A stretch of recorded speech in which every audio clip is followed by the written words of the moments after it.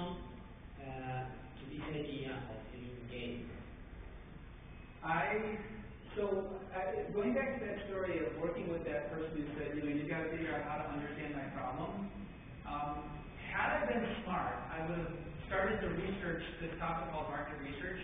But what I did was I just started doing stuff with customers. Literally, I just started to try out activities, if you will. And the activities that worked the best, I kept collecting in a notebook.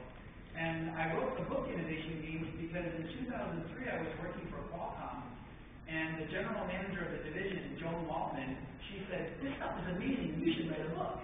And I said, "Well, I'm looking for a book to write," so I wrote the book Innovation Games. But it's this kind of just natural of trying things out. Now, that's a good question for the group in the sense that don't feel that you have to limit yourself to what I do with Innovation Games or the way the book is described. The games are very, very flexible.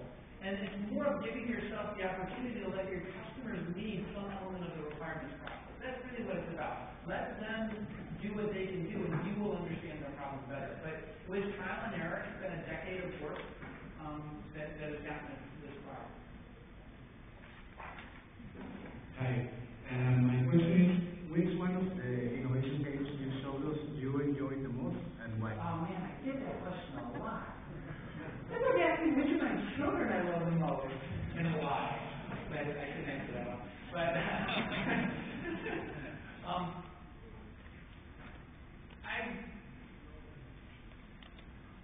it's actually changed every now and then over the years. I'm enjoying very much a feature on online, because when we play the games in person, it becomes so fast and furious you can't actually see what's happening in the negotiations.